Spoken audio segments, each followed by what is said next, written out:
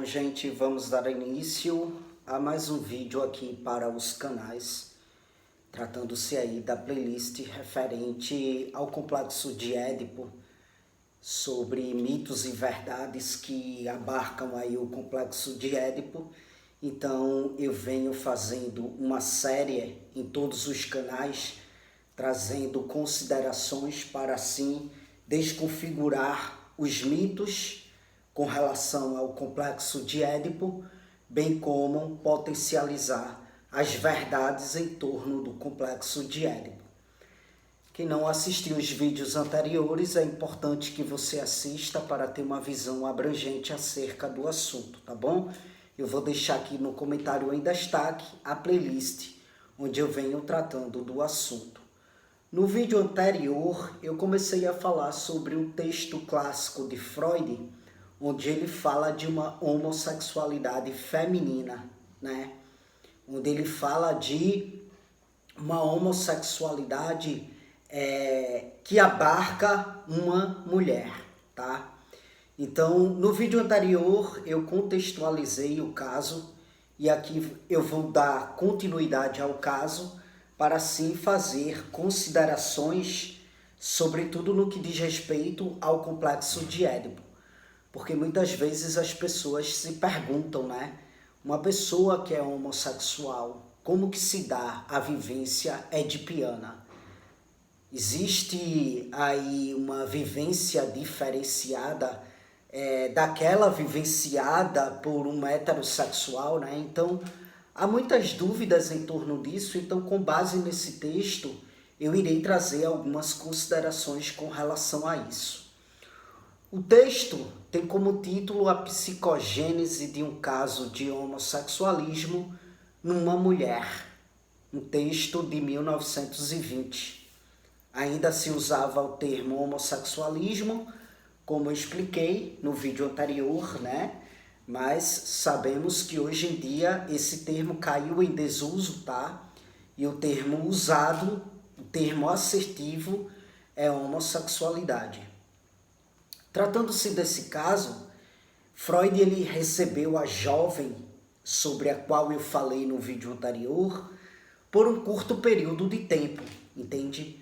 Mas, mesmo nesse curto período de tempo, ele obteve aí material suficiente, né, para lançar alguma luz, para lançar algumas considerações sobre a origem, sobre o desenvolvimento da escolha do objeto amoroso feito por esta garota, que nesse caso tratava-se aí de uma dama da sociedade na época, né, como eu falei anteriormente.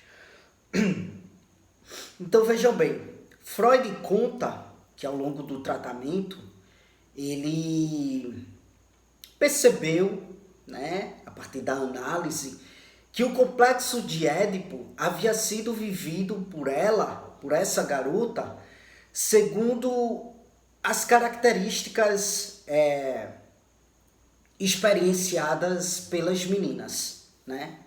Ou seja, identificou-se com a mãe e escolheu o pai como objeto amoroso. Isso lá na vivência edipiana, por volta dos 3, 4 anos de idade. Nessa vivência edipiana não houve aí nenhuma vivência diferente do que é vivenciado pelas meninas, segundo Freud.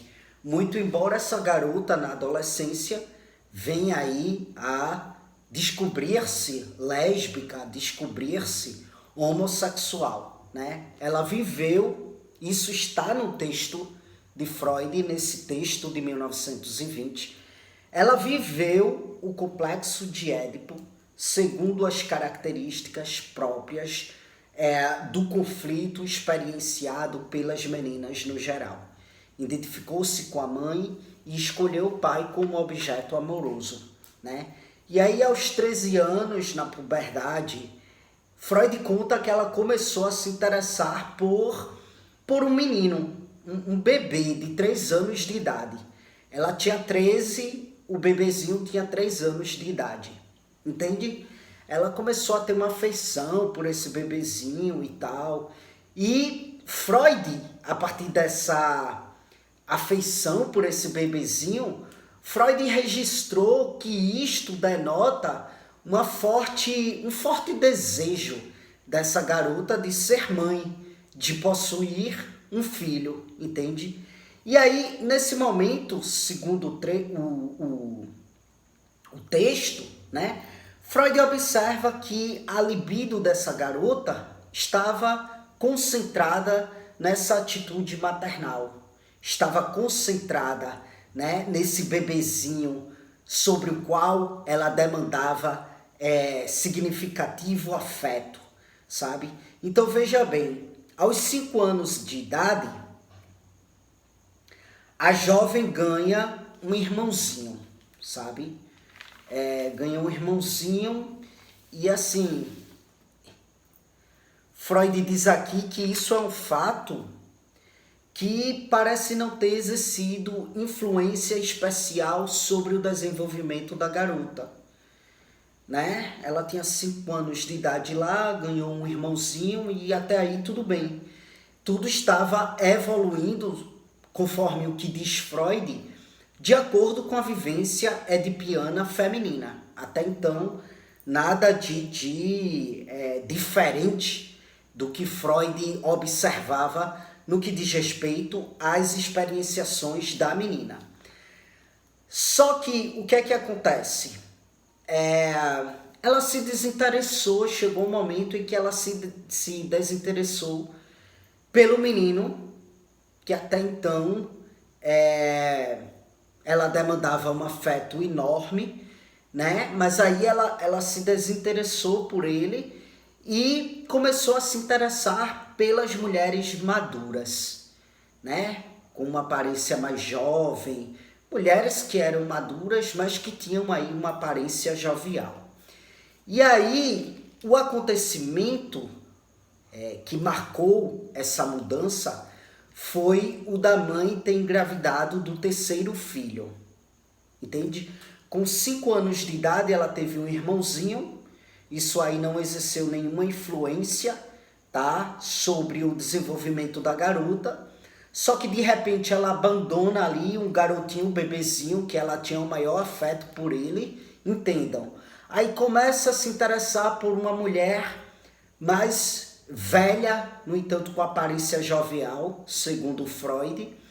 E o acontecimento que vai marcar essa mudança foi o fato de a mãe ter engravidado do 3º filho. A jovem estava aí com 16 anos de idade.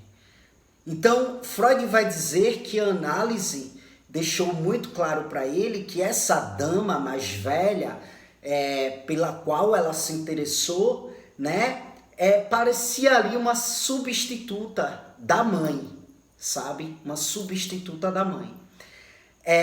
Mas Freud ficou intrigado com isso, no sentido de que como o nascimento de uma criança, né, pode aí ter propiciado o deslocamento do amor que era ali dirigido à mãe, né, para uma substituta. Porque veja bem, na medida que houve ali, né, o surgimento de um irmãozinho naquela idade onde ele iria ali roubar toda a atenção daquela mãe, demandar de toda a atenção daquela mãe, de todo a dedicação daquela mãe, né? Então Freud diz, olha, o mais esperado seria que a filha ficasse abarcada por um certo desprezo por essa mãe e não que deslocasse,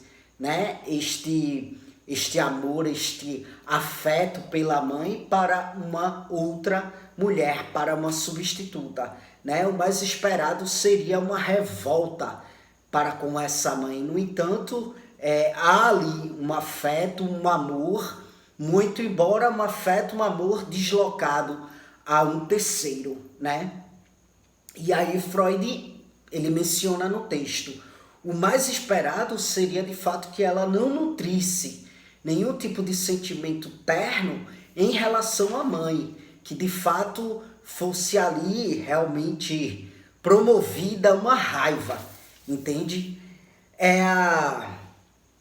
E aí Freud diz, quanto a esse caso, né, a hipótese é de que essa jovem moça, ali na puberdade, né, com 16 anos de idade, estivesse ali experienciando uma revivência do complexo de Édipo. E aí ela sofreu ali nessa revivência do complexo de Édipo um grande desapontamento, né?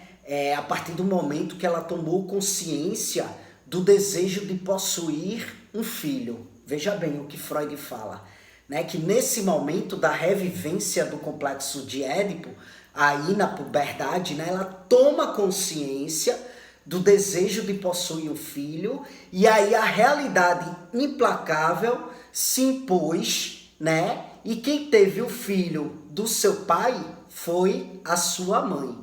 Então, diante disso, ela tem aí o seu desejo, né, frustrado, e enfim, e aí a mãe nesse momento, inconscientemente, representava de fato a sua mais odiada rival, e ela, por seu orgulho e por sua inveja, não queria demandar desse afeto, dessa ternura pela mãe, e deslocou isto para a dama, pela qual ela se apaixonou, né? Então, como consequência do seu ressentimento, ela se afastou do pai e se afastou dos homens em geral, e aí ela renuncia à sua feminilidade e aí busca um outro objeto de investimento para a sua libido, né? Então a jovem, ela abandona de fato o seu objeto amoroso, que no caso do Édipo há de ser o seu pai.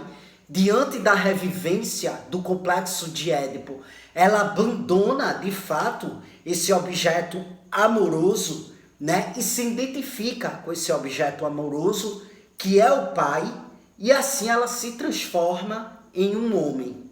E por isso começa a ter sentimentos por esta dama, começa a se apaixonar por esta dama. Gente, isto aqui é a análise primária de Freud acerca desse caso.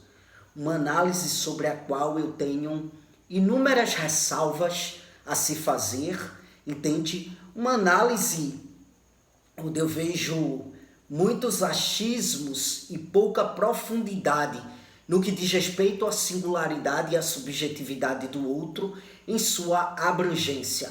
Pode até parecer pretensioso da minha parte e até soberbo, porque eu estou falando aqui de Freud, eu estou falando aqui do pai da psicanálise.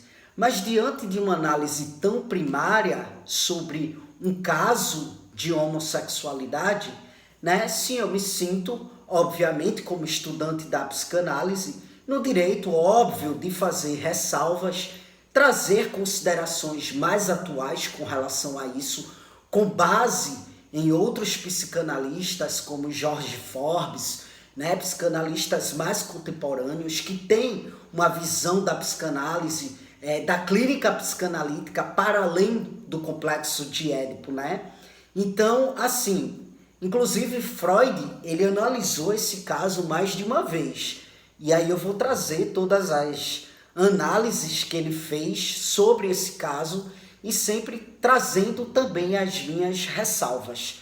Então vejam bem, isso aqui foi o primeiro momento de análise de Freud no que diz respeito a esta moça, né? Pode ver que ele se atenta totalmente à vivência e revivência do complexo de Édipo, e aí de fato ele limita a questão da escolha do objeto sexual a uma vivência, a revivência do complexo de Édipo, né? Inclusive acho bem grotesco ele tratar uma homossexualidade feminina nesse momento como uma renúncia da feminilidade, né? E aí um abandono do objeto amoroso que é o pai, e assim uma identificação para com este objeto amoroso que é o pai, tornando-se, transformando-se em um homem. Isso é tudo muito limitado, entende? E aí, na próxima sessão, quanto a esses pormenores da análise de Freud, eu irei trazer as minhas ressalvas e hipóteses mais atuais no que diz respeito ao que acontecerá com esta garota, tratando-se aí da sua homossexualidade, beleza? Então é isto, continuem acompanhando esta playlist para que vocês possam ter uma noção abrangente acerca do assunto. Como eu disse no começo, o link da playlist, onde tem todos os vídeos organizados a partir de uma ordem lógica de compreensão, estará aqui no comentário em destaque. Você pode entrar na playlist e começar a assistir essa série desde o primeiro vídeo, tá bom? Para além disso, você vai encontrar aí informações adicionais, como as minhas redes sociais, bem como os trabalhos, meus projetos que eu demando, que eu exerço aqui na internet, né? Eu leciono cursinhos livres na área de metodologia científica, psicofarmacologia e psicanálise lacaniana. Está aí o meu WhatsApp no comentário em destaque, caso você tenha interesse por um desses cursinhos, né, que demanda de certificado de hora complementar, tá certo? Eu atuo como terapeuta psicanalítico. Se você estiver precisando de terapia, entre em contato comigo. As sessões são 100% online, bem como esses cursinhos, né, que eu ministro também são 100% online. Entre em contato comigo para mais informações acerca desses serviços prestados, tá? E para além disso, você vai encontrar aí no comentário em destaque meus demais canais aqui no YouTube, né? Bem como a minha rede social, como eu falei, o Instagram, caso você queira me acompanhar de perto, tá bom? Então é isto, gente. Obrigado mais uma vez pela atenção de vocês e até as próximas gravações.